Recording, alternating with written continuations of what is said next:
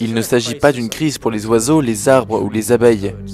Il s'agit d'une crise de l'homme, de la façon dont nous vivons, en tant qu'être spirituel dans un monde matériel.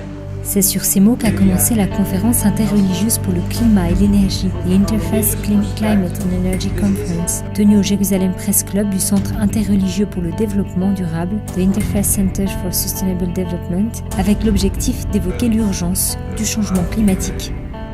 La raison pour laquelle nous nous sommes rencontrés aujourd'hui autour de chefs religieux, juifs, chrétiens et musulmans de Jérusalem et de Terre Sainte consiste à prouver que les responsables religieux ont particulièrement à cœur cette question.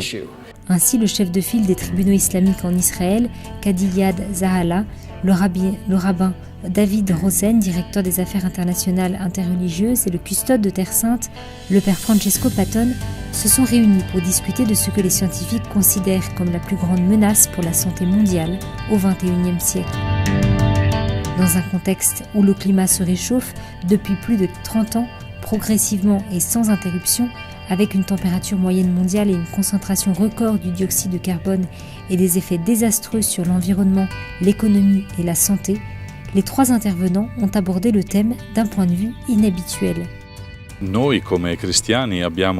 avons en tant que chrétiens un patrimoine de spiritualité écologique qui commence par les premières pages de la Bible, qui parle de la création en tant qu'œuvre de Dieu confiée aux hommes. C'est ainsi que toute l'humanité est responsable de la création. Di tutta l'umanità nei confronti del creato. La première indication donnée à l'humanité, à Adam et Ève dans le jardin d'Éden, est de faire fructifier et de prendre soin de la création de Dieu, à savoir le développement durable. Si nous n'agissons pas de manière durable pour le monde, nous faisons en réalité insulte à Dieu. So I would say environmental responsibility is the essence of a truly godly way of life. L'éducation et l'exemple personnel ont été les deux thèmes partagés par les trois intervenants. Il est essentiel d'intervenir dans les écoles et dans les milieux religieux pour sensibiliser les jeunes. Il faut également, ce qui est plus exigeant encore, donner l'exemple dans la vie quotidienne. Être responsable de la planète, non seulement pour répondre à ce que Dieu nous a demandé, mais par respect pour les générations futures, note Zahala. L'objectif, selon le custode, le père Patton, est la conversion écologique, changer soi-même et changer le monde.